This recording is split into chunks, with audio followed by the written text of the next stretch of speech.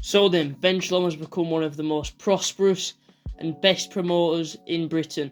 How did he come to this, and where is he going to go from now? So Ben Shalom started working in the boxing business at the age of 16, working with small promotions, learning the game of boxing. He then started his own boxing promotion called The Ultimate BOXXER, doing 8-man tournaments with the winner getting a prize pool. And he did this to do something different compared to all the other promotional companies, because all the others were trying to get a roster of fighters and make shows. He wanted to stand out from the rest and gain some popularity and a bit of money to help him progress as a company. These boxing tournaments were a great success. He didn't have a proper TV broadcaster at the start, so he had to make deal with whatever he could at the time, Channel 5, etc. And after 7 of these, he gained enough money and enough status as a boxing company. He wanted to eye up and trying to get a big broadcasting deal. And after Eddie Hearn and Matchroom went with his own, he thought he had a chance to go with Sky. And after building a roster, he started putting on his own shows with Sky Sports. Standing out to the rest of the promotional companies, he targeted young fighters and also put a lot into women's boxing. And he wanted to change boxing, stop with corruption, deal with corruption, and make the sport a much better place. The problem Ben Shalom had, he didn't want to make BOXXER too big of a company and trying to rival the big boys, but he didn't want to get shut down straight away. So he slowly rose the company and built it slowly until when he had the chance, he just went for it. And that's when the Sky deal happened, and that's when he literally went for it and the company grew. His first big pay-per-view was Amir Khan vs Kell Brook. It was amazing for BOXXER and Ben Shalom, and it grew the company a lot. And then after this, after the start period of the first year, where he had a lot of new fighters and a lot of new fights, he had a bit of a down period where the shows weren't that good and everyone were dissing Ben Shalom and BOXXER, including Eddie Hearn, who was right at him to diss Ben Shalom, who had just taken the Sky deal he used to have. And the problem that Ben Shalom had was he was only targeting British fighters, and they weren't really big names that he had. But Ben Shalom had a vision, and he wanted to grow a stable of fighters that were young and had real quality and were going to be a great star in the future. And he targeted British fighters. He didn't really go outside of Britain because obviously it was a British company, and starting out he didn't have the money or the development to go out and target other countries' stars. So he went for British boxers, and he did pretty well good at it, and he found some great fighters. Obviously, after that down period, after the first year or so of the company, he had an amazing fight not too long ago, Fraser Clark versus Fabio Wardley, and since then he's had an amazing run of fights. Fabio Wardley versus Fraser Clark, Isaac Chamberlain, loads of great fights and great fighters that he has had under his roster.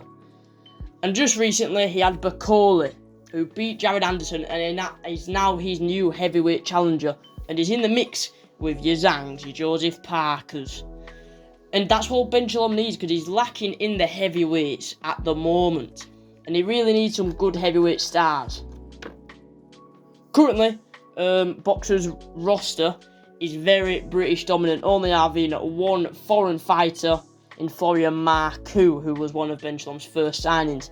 If you go through the signings and the roster of BOXXER, you've got Vidal Riley, Chris Eubank Jr., Ben Whittaker, Fraser Clark, Joshua Buatsi, Chris Billinger-Smith, Richard Riakbo, Caroline Dubois, Natasha Jones, Martin Bakole, Chris Congo, and Jack Massey, who are the big names he currently has. So he's got 2 world champions, Chris Billinger-Smith and Natasha Jones. He also have a lot of the cruiserweight division. He has is top tier.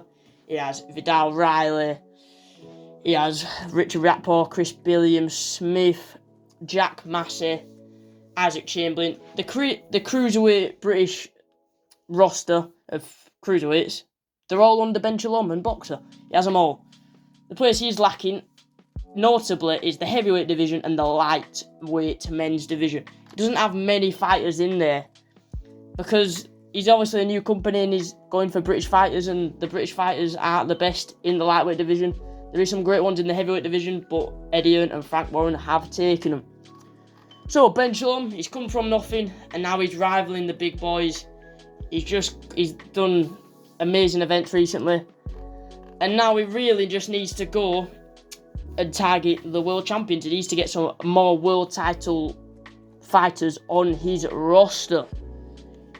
He doesn't want to leave Britain, and he wants to keep the British fighters. So he's got really two options. He's got make the British fighters world champions, which is very hard, but if done properly, he'll make British boxing to another level. And he is really just growing British boxing. British boxing would not be at the place it is right now without him. You've got the cruiserweight division, which has been revived thanks to Ben Shalom. And he's the top dog in Britain at the moment. He just needs a top heavyweight, which Bakole is, and he could be potentially one of, the best. He's not British. I think he's from the Congo, but he lives in Scotland. He trains out of Scotland, so he's technically Scottish. He's half Scottish, half Congolese, or whatever they call him. But the future is looking bright for Ben Shalom. It was looking quite bleak 6 months ago. Everyone was thinking, God, what is happening to the show? But they've had some decent shows. They had the one in Barnsley not so long ago. And they're looking good. I think Ben Shalom is the future of British boxing. It's his choice now whether he wants to go for the world or want to stay in Britain. But it's definitely for sure he's a challenge and a threat to the stable of Frank Warren and Eddie Hearn. Well, he is definitely rivaling them, and in Britain, he's beating them. Put down in the comments what you think of Ben Shalom. I think he's a rising promoter. I think he's got a lot of promise and could become one of the biggest. He could grow BOXXER into one of the biggest companies in the world, potentially. You never know, but they're definitely one of the biggest in Britain. And I think the future is looking bright. Thanks for watching, boys. Please like, subscribe, check out my other videos. I'm going to be posting every day if I can. See you next one, boys. Peace.